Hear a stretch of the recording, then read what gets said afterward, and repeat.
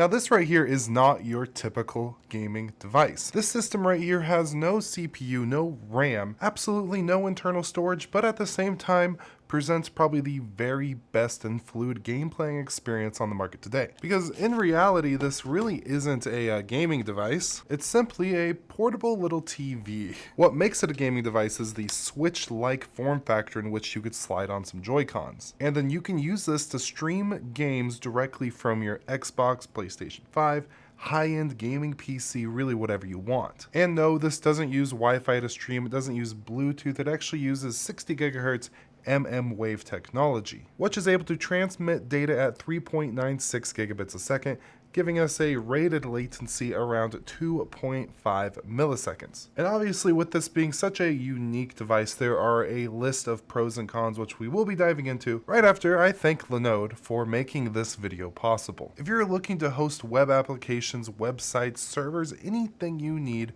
Linode is a fantastic option to get your very own Linux server spun up with ease. They have a whole bunch of one-click installs, making the process incredibly easy, or you can pick between a wide variety of Linux distributions with a base install. And if you go ahead and use the link down below, linode.com/TechHut, you can get yourself a $100 60-day credit to get started today. Now what I have in my hand right here is actually an early prototype model, so this isn't going to be exactly how the actual official release is going to be, but it is pretty close, and let's kind of dive into the hardware we have here. The screen size is 7 inches and it does have a IPS display at 400 nit brightness with a 1080p resolution. There's a little bit of reflection, but viewing angles are very good. The battery in this device is 8,000 milliamp hours, and for me personally, at least with this prototype device, I've been getting about 3 hours of gameplay, with my one test I did taking about 2 hours of consistent gameplay, dropped me down to right around 40%. On the top here we have our power button, we have a back button because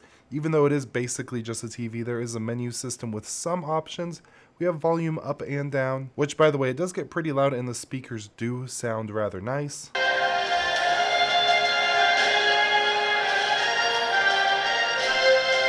But if you don't want to use the speakers, you can use the audio jack right here. On this prototype model, there are 2 USB Type-Cs, one for video out and one for charging. Kind of redundant, so they are getting rid of one of these for the actual production models. And then right next to that, we have a small HDMI port, something I also believe is getting removed from the final production model, as really the point is this kind of a wireless thing we have going on. We have a pretty robust cooling system here with an intake and outtake. Volume-wise, it's really not too loud, but I mean, if it's completely ambient, you can hear it. But after prolonged gameplay, it doesn't really get too hot, something that I cannot say about the dongle, which is what you have to plug into whatever device you're streaming from. And this right here is the dongle. I just unplugged it so it's a little warm. But you can see here it's branded. This right here is the actual receiver. So this, it doesn't work in the sense like a kind of a Wi-Fi signal where it's shooting the signal out everywhere.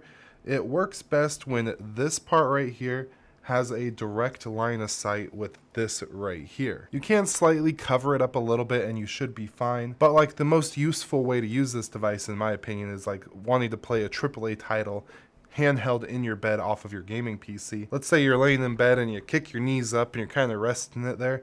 You're probably going to lose signal or it's going to get a little stuttery, which if you cover it up a little bit, you kind of start to see these lines on the screen and maybe a little bit of lag here and there. If you cover it up too much, you'll just get a black screen. It doesn't completely like disconnect the HDMI signal from the device, so you're not really going to have much interruption other than you not being able to see it. So if you quickly fix your signal, you're going to be fine. So basically with this guy, you just plug it into your HDMI port, and then on top here we have 5-volt USB-C, which is required to actually power the dongle. And you can see since I unplugged it, it's getting no signal here, and it looks just like a non-smart TV would with nothing plugged into it. On this device, I did mention that there is a little menu system. Here you could go ahead and change the source input, whether that be through the Type-C or the actual signal. You have some options such as recharge, eye protection, delay sleep. You have your brightness, contrast sound, you have your battery there, and then you can use the volume buttons, I believe, to kind of scroll through. So under controller, we have some controller settings so we could see our battery information, game mode, 3D sound, sharpness, crosshair, couple options through there, And then under color, we have some specific saturation and color control options. And speaking again of this display, I forgot to mention it is a 60 Hz refresh rate, which by the way, I did mention this is a prototype and the new one is going to have a slightly better display and slightly different layout overall. The new screen takes us from 72% NTCS color gamut all the way up to 97%. Apparently it's a little brighter at 450 nits. The screen response time is 4 milliseconds versus 10. Battery life on this, like I mentioned, is right around 3 hours. Apparently the new screen helps boost it up about 20%. One thing I do appreciate is this right here. This is a USB dongle specifically for these Joy-Cons that it does ship with, because hooking up especially third-party Joy-Cons like this to a computer or a device via Bluetooth can give you difficulties, to say the least, at times. So being able to pair both of these with a single USB stick like this is definitely helpful. And I'm pretty sure my computer and all that's reading this as a Xbox 360 controller. Come to think of it, battery life on these is pretty good because I think I've charged it like one time. It didn't actually die on me.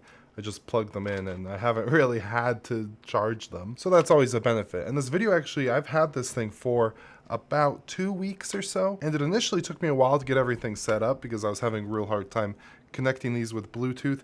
And actually pairing it to this dongle is a bit of a process, and I didn't get like a manual or anything like that. But eventually they did send me an unlisted link to a tutorial video to help me get everything going. And for about the last week or two, I have been playing this thing probably every single day. Obviously, due to what this isn't a kind of go out on the street to play games handheld device. This is an at-home streaming device. And the exact conditions and market that they would actually sell these devices to does seem limited, and I thought that at first when I read that it was a streaming only device. When I first heard that, I thought it was something like that new LG streaming device where at least it would have like Android installed. But being that there's absolutely nothing, I first thought, who the heck would even want to use this? And who the heck is me? There's really nothing better than being able to load up a AAA title from my computer here, turn this on, plug the HDMI in, and go lay on the couch over there. Particularly, I've been using this a lot with my kind of a custom-built Steam machine that I got, which by the way, I have a whole separate video on that. I do recommend you check it out. But basically, we have one main living room TV and multiple people in the household, so while they were able to watch the TV, I was able to be next to them playing console games. With, of course, very limited latency, at least to the point where I couldn't notice it. And I quickly realized a device like this is super awesome. I mean, some of the titles that I was playing would probably get you an hour of battery life on something like the Steam Deck, while with this, at least with the models that they're going to actually be shipping, should get you over 3 hours. And when it comes just to the overall form factor and holding this thing, I mean, it's basically a Nintendo Switch. If you ever used a Nintendo Switch, that is what it feels like, although it might be just barely heavier. Ultimately, it's really good, and these actual Joy-Cons that they ship with are a little bit better than like stock Nintendo, as it's a little bigger in the back and gives you a little more grip to actually hold onto this thing.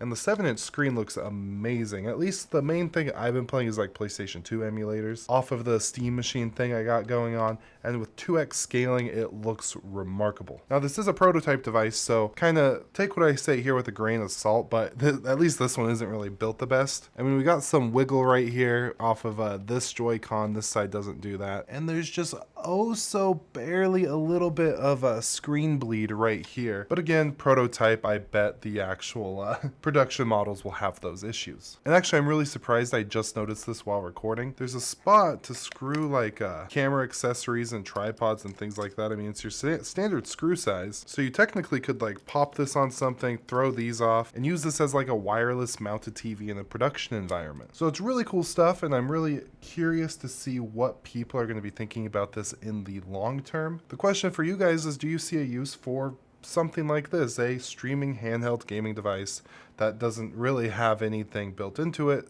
It's specifically for streaming, even well beyond what we think of today as a streaming gaming device. Let me know in the comments down below, and if you found this video interesting, I'm going to be linking on screen to the SteamOS installation guide. It's actually HoloOS, but it's a really fun way to turn something like your laptop, mini PC, or whatever into its own dedicated gaming console. With all that, I do hope you have an absolutely beautiful day, and goodbye.